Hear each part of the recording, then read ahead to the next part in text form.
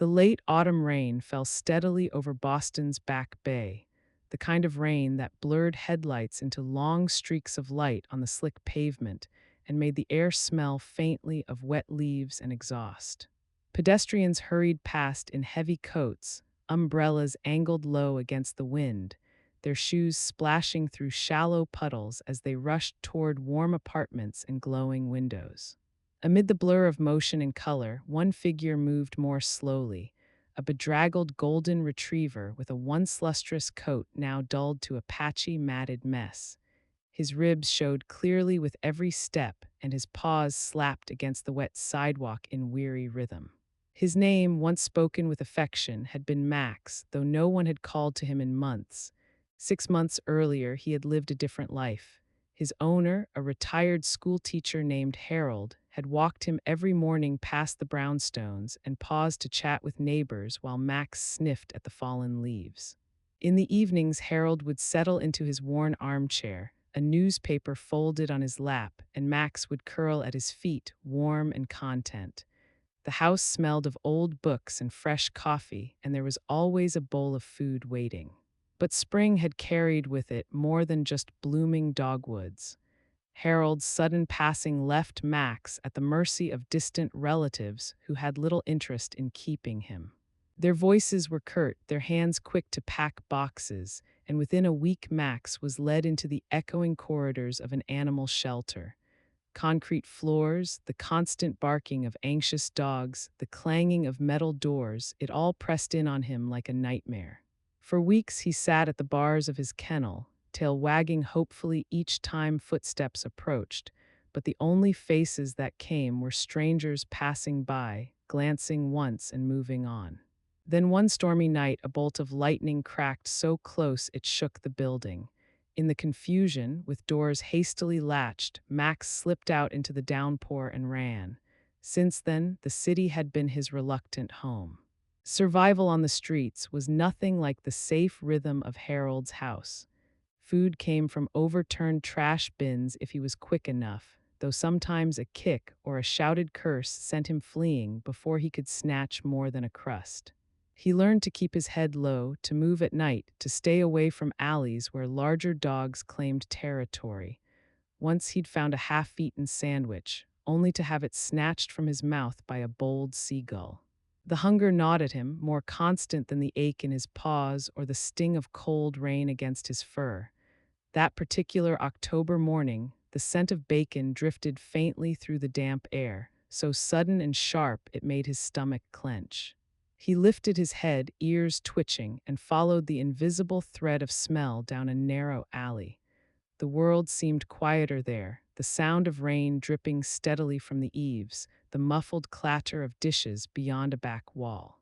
At the alley's end stood the rear entrance of an upscale restaurant, its metal door propped open just enough for warm air to escape.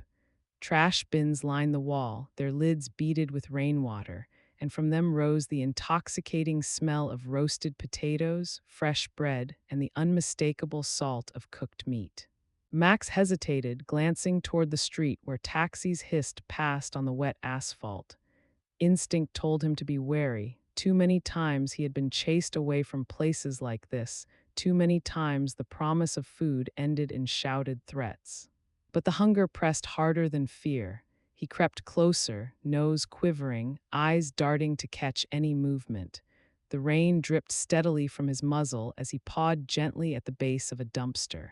His ears swiveled at the sound of voices inside the kitchen, muffled but distinct.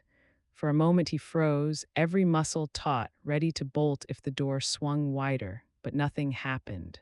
The city seemed to carry on around him, unaware of the golden dog trembling in the shadows. In that fragile pause, with the smells of comfort just beyond his reach, Max looked every bit the creature he had become. Not wild enough to thrive on the streets, no longer sheltered enough to belong to a home, suspended in the lonely in-between. He lowered his head, determined to wait just a little longer, one more night, one more day, for a scrap of hope in the rain.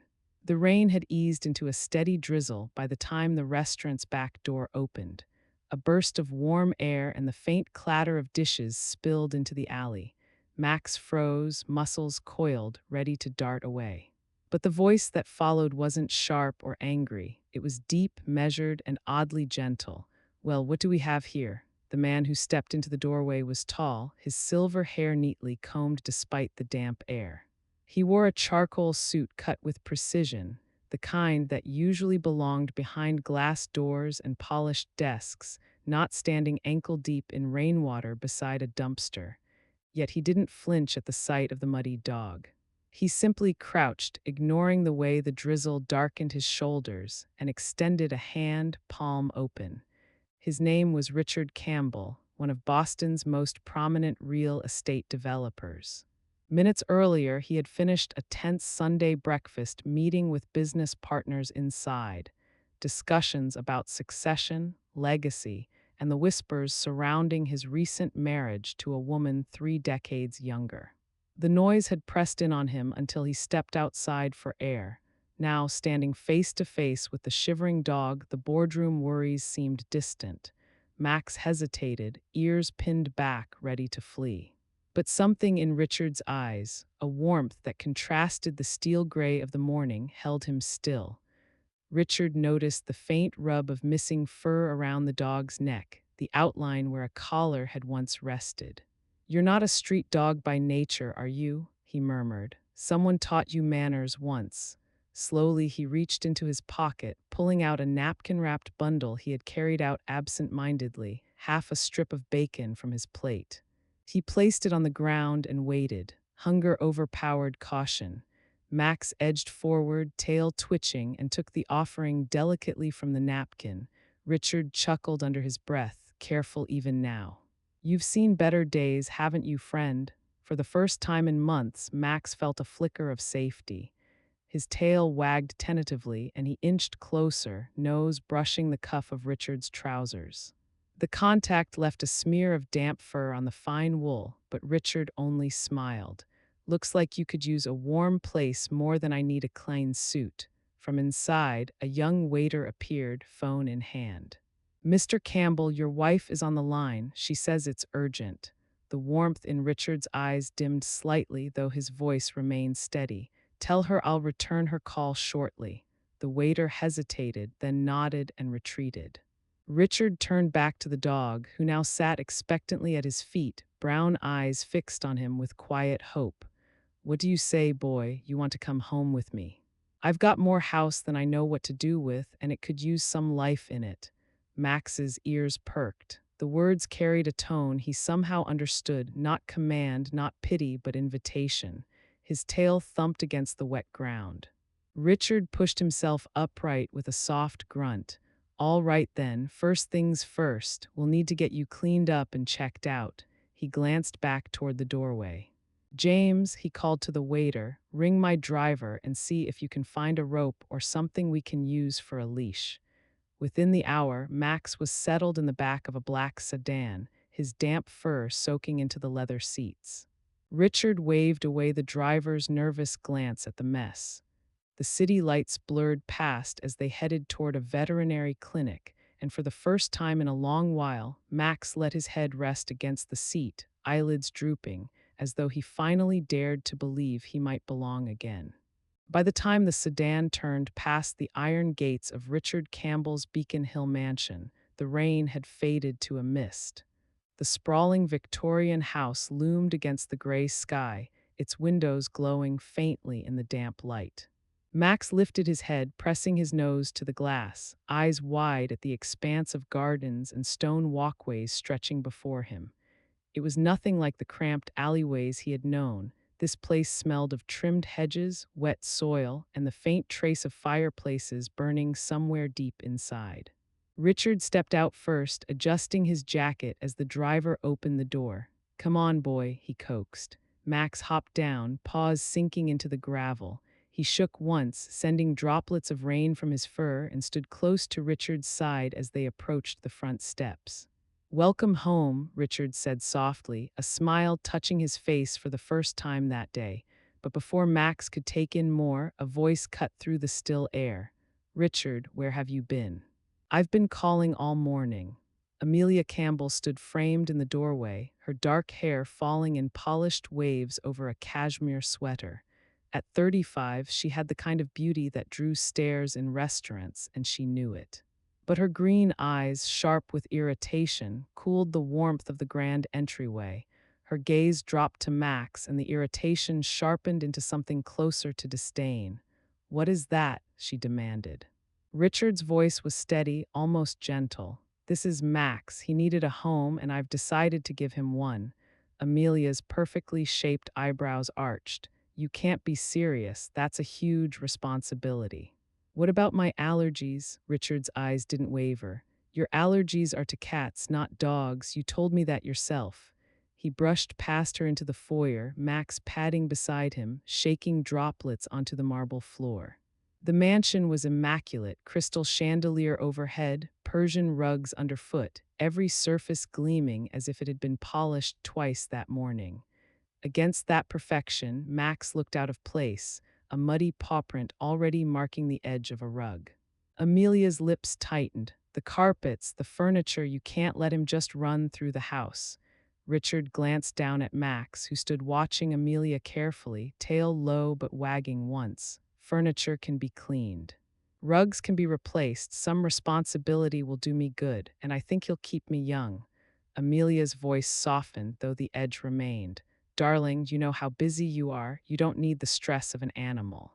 Let me call someone at the shelter." "They'll—" "No," Richard interrupted firmly, his tone leaving no space for argument. "He's staying." For a moment, the silence in the hallway was as heavy as the rain-soaked air outside.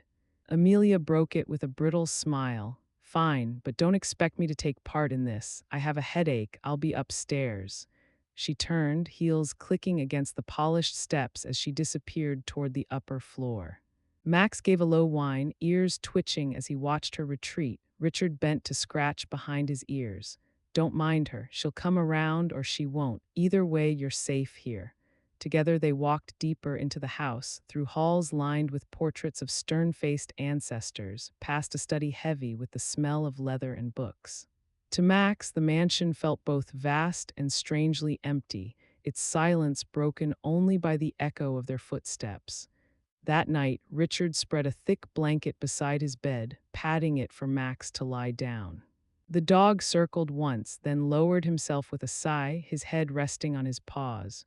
Richard switched off the lamp, the room sinking into quiet. For the first time in months, Max slept deeply, the fear of the streets fading with each steady breath. But even in dreams, he could not shake the unease he had felt in Amelia's eyes, a coldness that promised the warmth of this new home might not last unchallenged. The weeks that followed brought a rhythm Richard hadn't known in years. Morning walks in the garden with Max loosened the stiffness in his back. Quiet evenings in the study felt less hollow with the dog curled at his feet. The house, once heavy with silence, carried a new kind of life, soft paw steps on polished floors, the jingle of a collar as Max followed him from room to room. Richard's laugh, rare in recent years, began to return, but the change wasn't welcomed by everyone. Amelia's irritation grew sharper with each passing day. She complained about paw prints on rugs, fur on upholstery, and the smell of dog food in the kitchen. Her words were sweetened for Richard's sake, but Max caught the tension beneath them. Whenever her eyes landed on him, cold and calculating, the fur along his spine prickled. One rainy morning, Richard sat in his study, glasses perched low as he revised papers spread across the mahogany desk. The room smelled faintly of ink and old leather, the steady tap of rain against the windows marking the quiet. Max dozed on the rug nearby, ears twitching with every shift of sound. A knock broke the calm. Amelia swept in, a porcelain cup balanced carefully in her hands. "You've been working too hard, darling," she said smoothly. "I thought you might like some coffee." Richard looked up, distracted but grateful. "Thank you, dear. I'll just finish these notes." She set the cup on the desk, her smile bright but her fingers tightening briefly around the handle before she released it. Max lifted his head, nostrils flaring. The aroma of coffee was familiar from his old life with Harold, rich, slightly bitter, but now another scent curled beneath it, sharp and unnatural. his ears flicked back. He rose slowly, muscles taut, eyes fixed on the steaming cup. Richard reached for it absent-mindedly, pen still in his other hand. In that instant, Max lunged forward, paws striking the edge of the desk. The cup tipped, shattering on the carpet, coffee splashing dark across the fibers. Richard startled, glasses slipping down his nose. Max, what on earth? Amelia gasped, the sound pitched too high. That mud is destroying everything, but Max wasn't finished. He pressed against Richard's arm, pushing him gently but firmly back from the desk, his body trembling with urgency. Richard steadied himself, frowning in confusion. Easy, boy. What's gotten into you? Amelia's voice sharpened. He's aggressive, Richard, dangerous. I told you this would happen. She stepped forward, dabbing at the spill with a cloth that had appeared almost too quickly at hand. Richard studied Max, who stood rigid, eyes fixed on the ruined cup as though guarding his master from it. Slowly, understanding dawned, not the full picture, but enough to stir unease. He crouched, resting a hand on the dog's back. You've never done that before, he murmured. Max leaned into the touch, tail wagging once, then returned his gaze to Amelia. Her smile, tight at the corners, faltered for just a heartbeat. I'll bring you another cup, she said lightly, gathering the shards. This one was ruined anyway. Richard hesitated, then shook his head. No, that's all right. I need some air. I'll take Max out for a walk instead. Would you ask someone to clean up while we're gone? Amelia's knuckles whitened around the cloth, but she forced another smile. Of course, darling. Outside, under the dripping branches of the garden, Richard exhaled slowly. Strange morning, he muttered, patting Max's head. The dog stayed close, unusually alert, ears flicking at every sound. Richard gave a small laugh. You look like you saved me from something. He shook his head at the thought, but Max knew better. To his nose, the bitterness in that coffee had been more than roasted beans. Long after Richard returned to his papers, Max kept his vigil by the desk, eyes sharp, heart steady. Something in this house was wrong, and he would not let his master face it alone. The tension in the mansion thickened in the days that followed the spilled coffee. Richard carried on with his usual routines, but Amelia's smiles had grown brittle, her patience worn thin. Max noticed the way she lingered in doorways, the way her gaze followed him with a sharpness that had nothing to do with affection. He stayed close to Richard at all times, patting at his heels from study to dining room to bedroom. The bond between them deepened, but so did the silent war in the house. One afternoon, Richard returned from a walk through the gardens, his cane tapping lightly against the gravel. Max trotted beside him, tail wagging, ears flicking at every bird call. As they entered the foyer, Amelia descended the grand staircase, silk scarf draped around her shoulders, her expression cool. There you are, she said sweetly. I was beginning to wonder if you'd gotten lost. Richard gave a tired smile. Just needed some fresh air. Max enjoys it. At the sound of his name, the dog wagged his tail, stepping forward to greet Amelia. She reached out as if to stroke his head. Then, in a sudden motion, she yelped sharply and stumbled back, clutching her hand. Richard, he bit me. Richard froze. Max stood bewildered, ears flattened, tail tucked low. No growl, no snap, only confusion. Amelia, Richard began carefully. I was right here. He didn't look, she interrupted, holding out her hand. A faint red mark lined her palm as if scratched. He's becoming dangerous. First the coffee, now this. What if he turns on you next? Richard studied the mark, his brows knitting. It was shallow, hardly more than a scrape. He looked down at Max, who pressed close to his leg, brown eyes wide with distress. He didn't bite you, Richard said firmly. If he had, there would be no mistaking it. Amelia's voice trembled just enough to sound convincing. Richard, please, I know you adore him, but we can't ignore this. I've already called a specialist, a behavioral vet. He can evaluate Max tomorrow. If there's a risk, she let the implication hang, her green eyes shimmering with feigned worry. Richard hesitated. The weight of her words pressed on him, but Max leaned against his side, a steady presence. Finally, Richard nodded slowly. Very well, but I'll be there for the evaluation. He deserves fairness. Amelia's lips curved into a smile that didn't touch her eyes. Of course, darling, I only want what's best for you. That night, Max refused to leave Richard's side. He lay by the bed as usual, but every creak of the house set his ears twitching.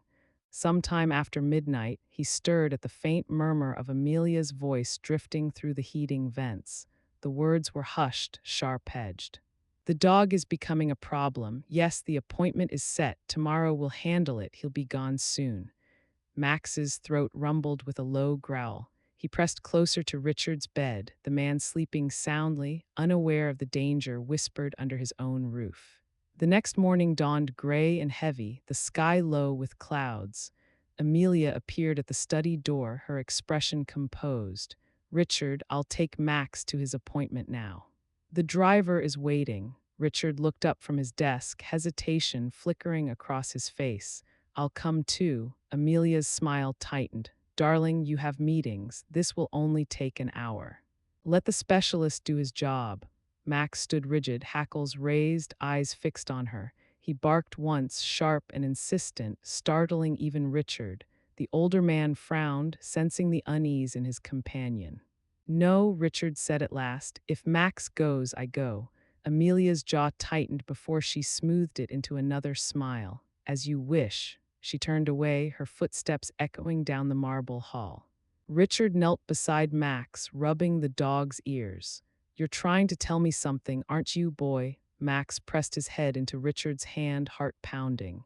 He couldn't explain what he had heard in the shadows, but he knew one thing. Tomorrow might be too late. He had to act before the trap closed around them both. The morning of the supposed appointment arrived with a sharp bite in the air. The clouds hung low and heavy, promising more rain. Richard dressed carefully, his thoughts clouded with unease. Amelia had insisted again that she and the driver could take Max alone, but Richard refused. Something in the dog's sharp bark the day before had lodged in his mind. Max rarely barked at all, and when he did, it meant something. Now the golden retriever hovered near him, pacing the study with restless energy, ears pricked at every sound. Papers lay scattered across the desk, drafts of contracts, letters requiring Richard's signature, but he could not focus. He leaned back in his chair with a sigh, rubbing at his temple. You're unsettled too, aren't you, boy? Max paused, ears twitching. Then with sudden urgency, he trotted to the garden doors, looking back over his shoulder. He barked once, sharp and insistent, then scratched at the glass. Richard frowned. What is it? Show me. He pulled on his coat, and together they stepped into the chilly morning air. The garden stretched wide and formal, hedges clipped, fountains silent beneath the gray sky. Max led with purpose, paws pattering across the gravel path, tail low, body tense. He circled past the rose arbor, then broke into a jog toward the old garden shed near the far wall. Richard followed, cane tapping against the stones. What on earth has gotten into you? Max stopped at the shed, scratching furiously at a loose board near the base. His nose pressed into the crack, snuffling with intensity. Richard bent, curiosity piqued, and pulled the board away. Behind it lay a small hollow, and inside, wrapped in plain brown paper, was a stack of documents and a small bottle of clear liquid. Richard's breath caught. His hands trembled as he lifted the bundle, his eyes scanning the papers. They weren't gardening supplies.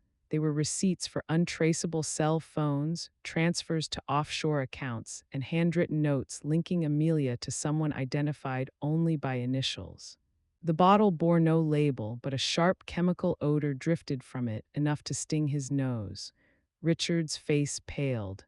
He sank onto the bench beside the shed, the papers spread across his lap, Max pressed against his leg. Good Lord, he whispered. What have I done? Max whined softly, licking his master's hand, his eyes steady as if urging him to stay strong. Richard gathered the papers again, his resolve hardening. Years of boardroom negotiations and corporate battles came back to him, the instincts that had built an empire. He had been blind in his personal life, but not anymore. All right, boy, he murmured. You've shown me the truth. Now we'll make sure justice sees it too. He returned to the house with the evidence hidden inside his coat. The hallways felt colder than before, Amelia's perfume lingering faintly in the air. She met him at the doorway, her expression carefully arranged. "Ready for the appointment?" she asked lightly. Richard smiled faintly, masking the storm within him. "In a moment. I need to make a few calls first." She hesitated, green eyes narrowing slightly, but she didn't press. Richard retreated to his study, locking the door behind him. His fingers moved swiftly over the phone, calling an old friend from his legal days, now a private investigator. Within the hour, arrangements were set. Discreet surveillance, coordination with the police, a quiet plan to confirm what the papers already suggested. As he ended the final call, Max lay at his feet, head resting on his paws, eyes watchful. Richard leaned down, scratching behind his ears. "You were right, old friend. You've saved me once already. Now we'll see this through together." Outside, the sky darkened further, a storm gathering on the horizon. Inside, the storm had already arrived, but this time Richard was no longer blind and he was no longer alone. Dinner that evening unfolded beneath the glittering chandelier of the Campbell dining room. The long mahogany table gleamed with polished silverware, crystal glasses catching the candlelight. Richard sat at the head, shoulders straighter than usual, though the weight of what he had discovered pressed heavily on his chest. Max lay close by, watchful, his eyes never leaving Amelia as she moved gracefully between the table and the sideboard. She poured wine into Richard's glass, her smile practiced, her tone sweet. "You've worked too hard today. A little Cabernet will help you relax." Richard nodded absently, his thoughts hidden behind a polite mask. He had already spoken quietly with investigators. They were stationed nearby, waiting for the signal. But Amelia didn't know that. She believed this was still her game. Max's nose twitched as the rich aroma of the wine drifted through the air. Beneath it, sharper and far more sinister, he detected the same bitter note that had tainted the coffee days earlier. His hackles rose, a low growl vibrating in his throat. Richard reached for the glass, his hand steady. But before it touched his lips, Max surged forward, barking sharply and knocking against his chair. The glass tipped, red liquid spilling across the white tablecloth like blood. Richard jolted, startled but unhurt. Amelia's face drained of color before she forced a brittle laugh. "That animal is out of control. He's dangerous, Richard." Max barked again, circling between Richard and the glass, his body a barrier. Richard's gaze narrowed, his mind clicking into place. He had doubted before, but not now. He looked at the spilled wine, at Amelia's trembling hands, at the sharp glint in her eyes. Slowly, he set his napkin aside. "You've been very busy, haven't you, Amelia?" Her smile faltered. "I don't know what you mean. The offshore accounts, the secret calls, the bottle hidden in the shed." Richard's voice was calm, deliberate. "Did you think I wouldn't find out?" Amelia stiffened, but before she could respond, the sound of footsteps echoed from the hall. Two plainclothes investigators stepped into the dining room, badges discreet but unmistakable. Behind them came a uniformed officer, his tone firm. "Mrs. Campbell, we need you to step away from the table." For a moment the room froze. Candle flames wavered in the draft. Max stood bristling at Richard's side, and Amelia's mask cracked. She looked from Richard to the officers, her composure unraveling. "You don't understand," she snapped. "He was going to change everything, his will, his fortune. That money was supposed to be ours." "Ours," Richard repeated, his voice quiet but cutting. "Or yours and the man you've been calling at midnight." Amelia's lips parted, fury spilling through the cracks of her facade. She turned sharply as if to flee, but the officers moved swiftly, restraining her. One confiscated her phone, already buzzing with an incoming call. The name on the screen was one Richard recognized from the documents, a man with a long history of fraud. Richard exhaled slowly, shoulders sinking with both relief and sorrow. He watched as Amelia was led away, her protests echoing faintly down the corridor. Max pressed close, his body warm against Richard's leg, eyes fixed on him with unwavering loyalty. "You knew," Richard whispered, resting a hand on the dog's head. "Long before I did." The officers gathered the spilled glass and tablecloth for evidence, their quiet efficiency filling the silence. Richard dismissed them with a nod, his gaze lingering on the ruined dinner table. For years, he had prided himself on building towers of steel and glass, on controlling every detail of his empire.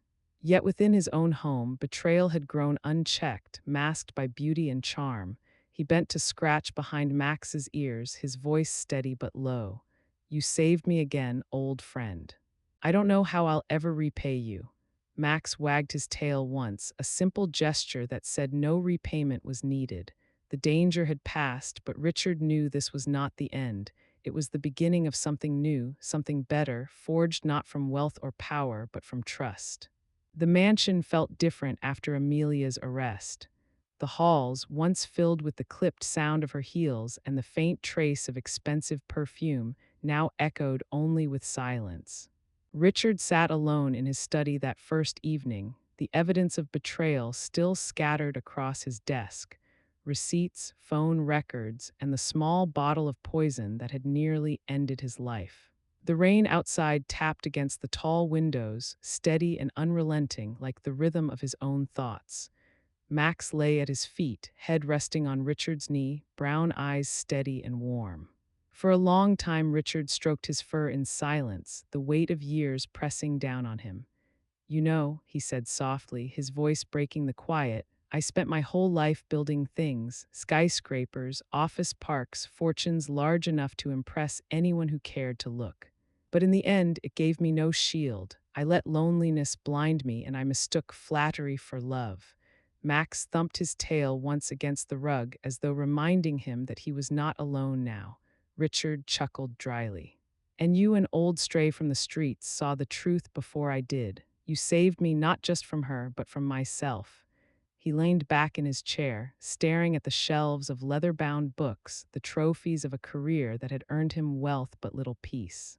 The house, despite all its grandeur, had felt like a tomb until Max arrived. And now, in the quiet glow of the lamp, he realized what he wanted his final years to mean. The next morning, Richard called a meeting with his lawyers and advisors. Papers were drawn up, assets shifted. No longer would his fortune be an idle monument, it would be put to work immediately. "I want to establish a foundation," he told them firmly. "An animal sanctuary, a place where abandoned and mistreated dogs, cats, whatever needs a home can find safety, and I want it here on this estate. We'll call it the Campbell Sanctuary." His advisors exchanged cautious glances, some muttering about costs, about appearances, about what the public might say, but Richard silenced them with a steady gaze. "I've made up my mind. This is what matters now. I've seen what one dog can do for a man's life. I intend to give others that same chance." Over the following weeks, plans were set into motion. Architects drew up designs for kennels and open fields, for veterinary facilities and adoption centers. Richard walked the grounds daily with Max at his side, pointing out where fences should run, where trees could shade the animals in summer, where a garden bench could stand for visitors. The staff that had once tiptoed around Amelia now approached Richard more openly, many of them slipping scraps of affection to Max as he patted loyally between them.